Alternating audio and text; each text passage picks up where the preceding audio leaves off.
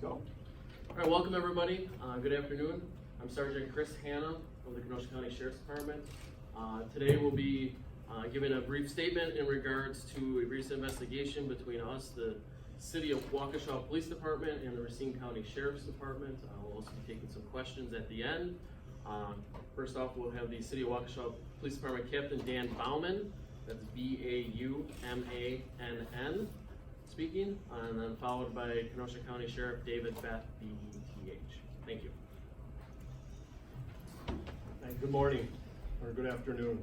The City of Waukesha Police Department had two community members, a mom and a dad, show up to the police department in early July.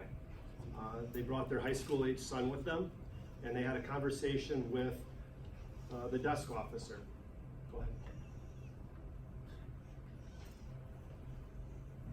And they wanted to hold their son accountable for what was later learned to us, that these high school age kids were distributing and utilizing vaping cartridges containing THC.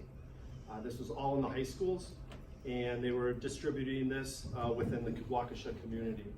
The parents really focused on holding their son accountable and wanted that involvement. They wanted them to start turning up the information, and with the cooperation of the parents, we were able to work 5 tiers up the chain through the City of Waukesha, Waukesha County, that led us into Kenosha County.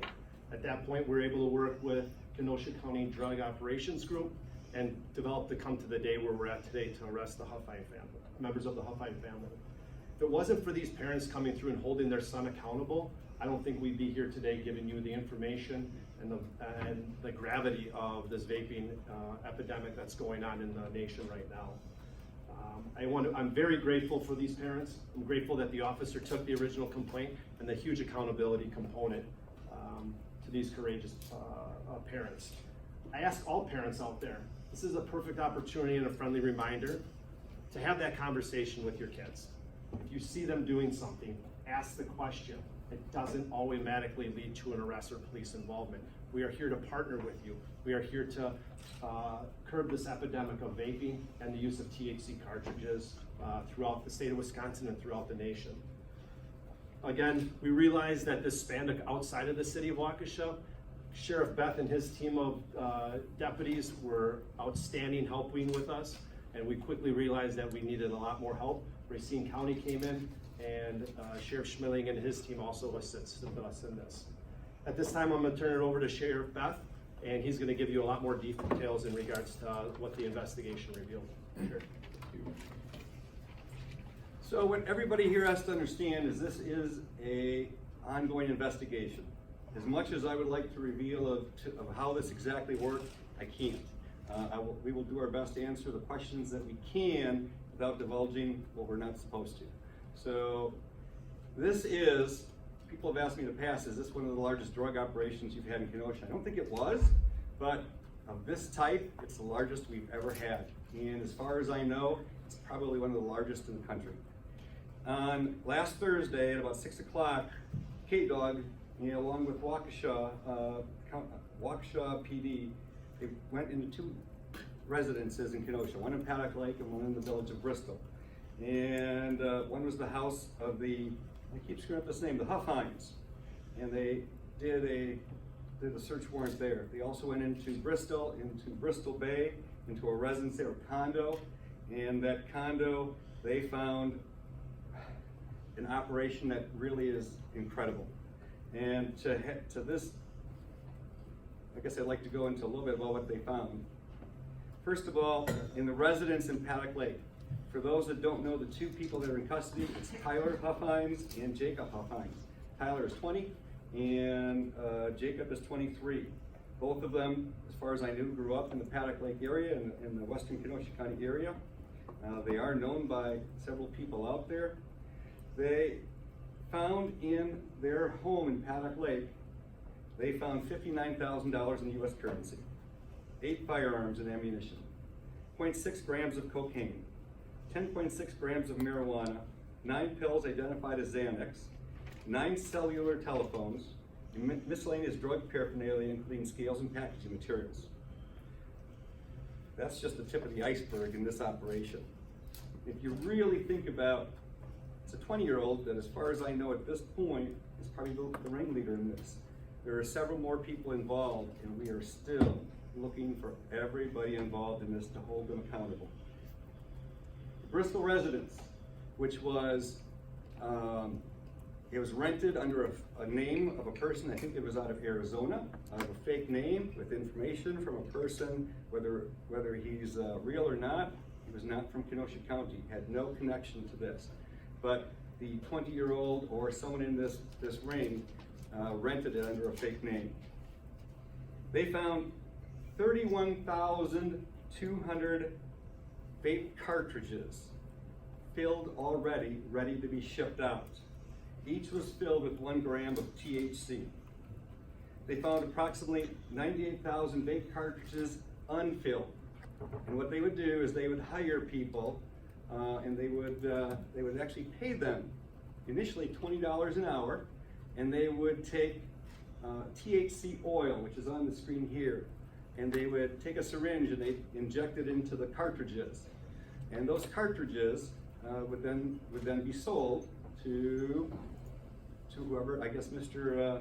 Huffines determined was appropriate, and that was his little ring of how he made money. And it appears he made lots of money, or was going to make lots of money. If you saw on the screen behind me a minute ago, there were 57 mason jars filled with THC oil.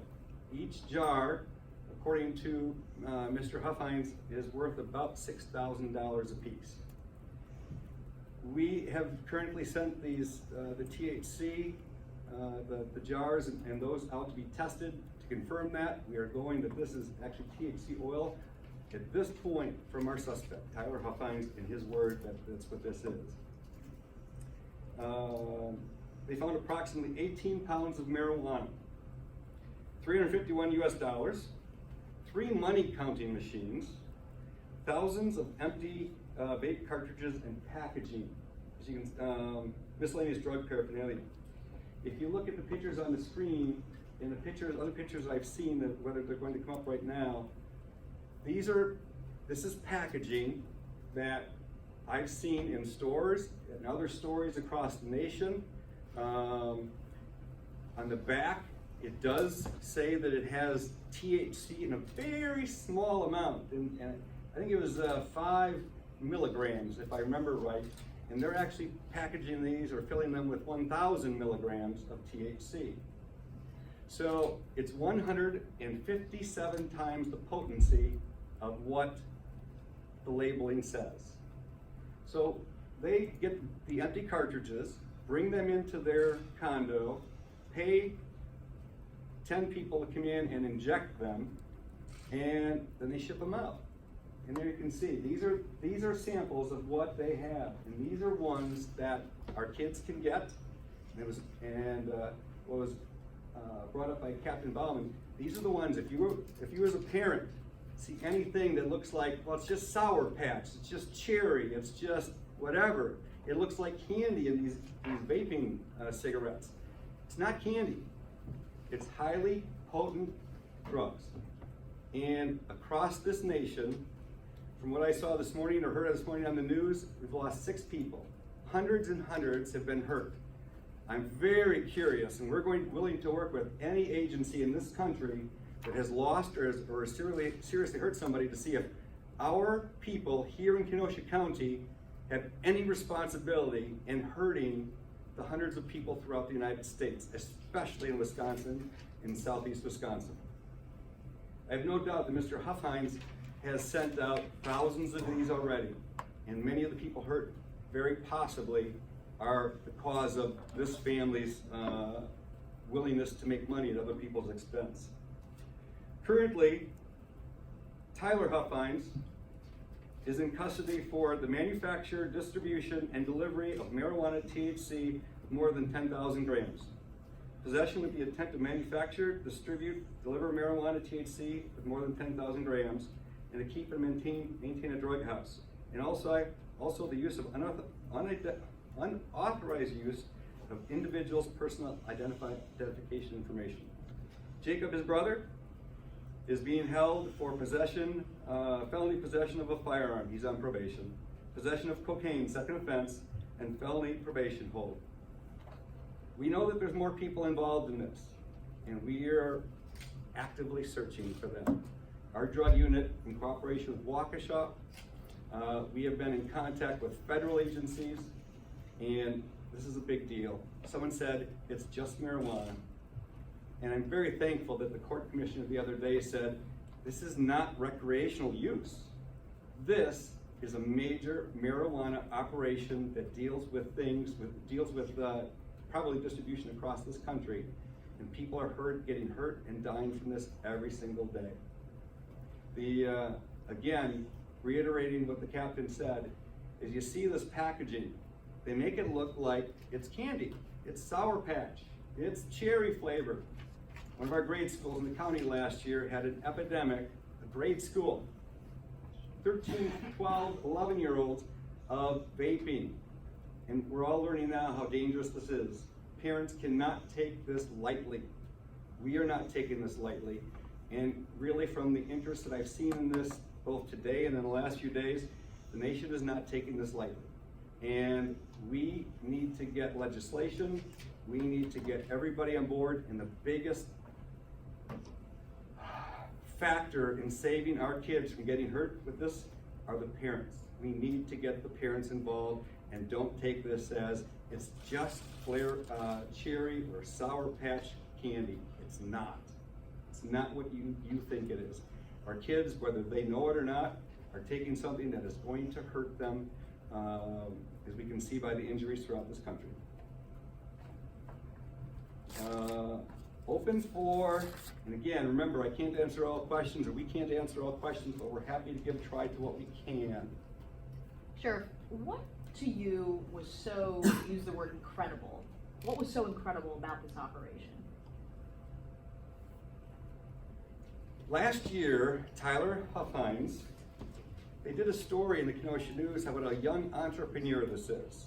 He was selling tennis shoes, expensive tennis shoes, and reselling them, making a few bucks. And we've come to find out that about 3 months before that, he started this operation. And he is a young entrepreneur, and he is looking at ways to make money. And one of the things, when one of our drug agents asked him, well, if we did a drug test on you, would you come up positive? He says, I don't use that stuff. So, yeah, what a young businessman, what a 20-year-old businessman that lives in Kenosha County, that he's willing to put other people's lives at risk, including children, for his own benefit. And the other part that surprises me is we like to think that we have our finger on the pulse of a lot of different things. We didn't have our finger on this one until Waukesha brought this up. This was going on under our nose, and I'm glad we caught it. If this one is out there, there's other ones out there. Agencies like us and Waukesha and Racine are trying our best to put stops to this. So all of us in law enforcement are looking for neighbors, friends, families who hear anything about something illegal along this line, help us. That's what ultimately turned this in. A set of parents that wanted to make their kids safe is what started this whole empire of illegal drugs to fall. The fact that these two boys and anyone else involved, as far as I'm concerned, they shouldn't be out for a very long time from this point on. You said they sent it out. Was this something that they were distributing by mail? Did they have people like the young person in Waukesha that was selling it for them? We're still working on that. Okay. It's one of the things we really can't discuss right now. Do you think it was regional, or were they distributing nationally? We're still working on that. And if we can, go ahead.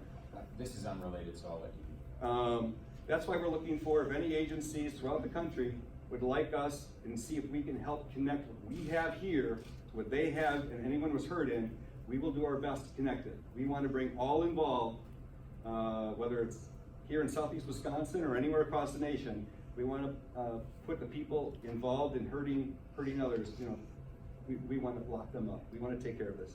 The other thing I was going to ask, you mentioned the 6 deaths and the hundreds of illnesses as a result of these types of products.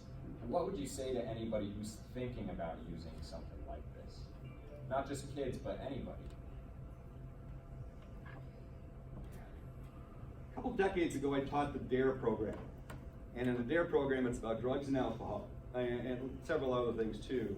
But one thing that I've always been against, and we've always preached on, is smoking, taking anything that isn't good for you. And this is so new, but the fact that it's so new, and it's showing right now, it is showing how devastating this is to people with creating lung diseases and damaging their bodies. We are learning that it doesn't take a long time. It's not going to take us decades, and it's all coming out. So the packaging of e-cigarettes, whether you're putting just the regular chemicals in it, anything in your body that probably shouldn't be in there. I know that I eat more junk food than I probably should, but this isn't anything close to that. This is taking a chemical, putting it directly into your lungs, and that, for those in the medical field, they know how fast that enters your body, and that's why they do it. It's just scary. And to think that grade school kids are doing this, and they're allowed to do it. And some parents, I remember the grade school in question in Western Kenosha, the parents questioned the school and our officer and said, it's just Sour Patch, it's just cherry flavored water. It's not. Sheriff, can you, besides what we see behind you there, I mean, was this like a lab that was discovered inside this condo? Can you describe it, and can you explain the process that they use to make THC oil? It's quite simple. The THC oil we believe it came from California. And how it got here yet, it's still being determined. But it's $250,000 worth of THC oil. So this is a major operation.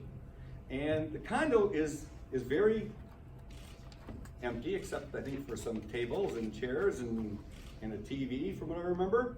And it had a little assembly line with a pile of the empty cartridges waiting to get filled up, and the needles that I think you saw pictures of. The 10 or so people that would put it together. Obviously, I don't have any videos of them, but somehow they would take the injection needle, fill it up with THC oil, and inject 1 gram into whatever these cartridges are. So he bought these mason jars, he bought the oil already, like that? Yes. Okay. Sheriff, was this a little bit more about that? Was this a round-the-clock operation, or people clocking in and out? I don't know that part. We know that they were sophisticated enough to have time cards. And he actually was able to figure out that if he paid them 30 cents to fill a cartridge, he actually was more profitable by paying them 30 cents a cartridge rather than by $20 an hour. So the business person in this 20-year-old took over, and he decided to make more money. Do you know the people that were working there, were they high school students? Were they Don't know college? that. I mean, their age? I can't answer that. Is there any anticipation, 2 more questions, I'm sorry. No, good. The brother, the older brother, at this point, he's not being charged directly as being part of this operation, he's being charged for the stuff that's found in the house where he lives? The brother right now, I read what the charges are, because that's a given right now. And will there be more to it? I feel that way, because of right now, where he's being held on a probation hold with these violations. But I'm sorry. no, go ahead. And are you anticipating charges against the mother? It seems difficult to believe that there was that much illegal stuff in her house with a son that's on felony probation for drug dealing, and she was not aware of that. We are looking into several people that may be involved, and it seems to keep growing every day. The other people outside of these two, I'm not at liberty to divulge right now. But will there be more people on our list? Absolutely. Who all lived in the household? A grandfather, mother, and the 2 kids. And also, what else? Can you also talk about what else was in the cartridges besides the THC oil? What were they mixing it with? Everything is sent out to the crime lab right now.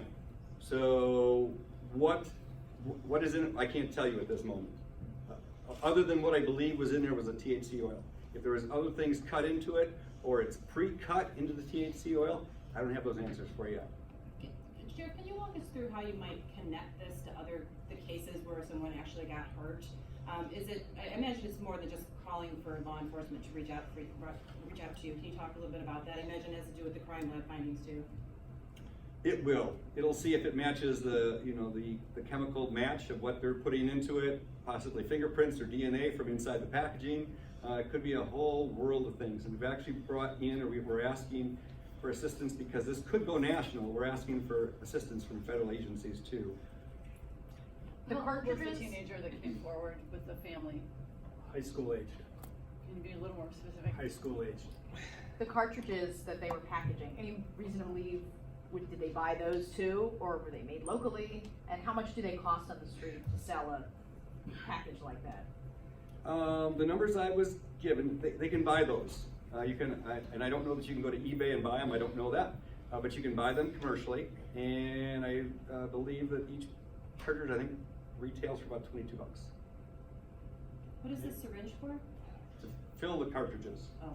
Do you have any idea how much he actually made in profits or anything by doing this? I wish I knew. No, I don't. He did say that he rolled off, he theoretically didn't take any money from it. He rolled it back into the business. At least a 20-year-old. And again, can you explain how long this has been going on for? I know you had mentioned something about last year, but can you just give us a timeline? A date, I was told approximately January of 2018. Do you think that he was targeting high school age kids with the Sour Patch cartridges and flavors? I can't tell you if he was targeting them or it was an easy way for kids to hide it from the parents because it just made it look like it was candy. I don't know who he sold it to. I don't know how they retailed it out. I don't have those answers. Oh, it's not me at least. Sure. So who he is targeting, I don't know. I suppose it depends on who he sold it to. So it sounds as though he's been pretty cooperative. Has he confessed? He's been very cooperative. Sheriff, have you been working with local school district superintendents to try to find out which schools are impacted most, anything like that? Did he say why he started it in the first place and how he got it started? He's a young businessman. His exact words, I don't know what they are, but he just prides himself, and I know his family prides themselves on truly him being a young businessman. Sheriff, the areas where this is legal, obviously they could do this and be fined if they had a business and they were a businessman. But here where it's illegal, I'd imagine that there aren't the regulations that maybe some of those other places have, so it could be dirty and not as cleanly as they would want with packaging and selling these things. Do you think having a place where it's unregulated like this could lead to more issues with people in these lung issues that we're talking about? I don't know. I know that THC and marijuana are legal in some states, but I don't know that any of them, that this operation would be legal in. So, what's the second part of your question? Just if these kind of unregulated operations like this are what are leading to an increase in these lung diseases and lung disorders. It's a great question. I wish I had that answer for you. Why would you think that this process would not be legal elsewhere? I don't know that in any state would allow private individual in a condo to have $250,000 worth of THC oil and package it and ship it out. I think for recreational use, or if it was a business of some sort, maybe that would be legal. But to have a private individual for his own personal gain of this nature, I don't think there's a state in this country that allows this. So just one question is, clearly a parent came forward, they had to express concern. Was that enough to get a search warrant at that point, or were you having to witness activities that were going on? What kinds of things were happening? The warrants are sealed right now. They'll be open at a later date when it goes through, but to maintain the integrity of the judicial process, we're gonna probably hold off from identifying how many. I know that I can tell you that it went through 5 tiers worth of individuals. If we're to scale the ladder relative to how we were able to identify the Huffine family as our persons of interest relative to this mass distribution of this THC was. Did you say the high schooler was in Waukesha County? Were you more specific? This all occurred in the city of Waukesha. In the city of Waukesha? Correct. And the high schooler went to his... Correct.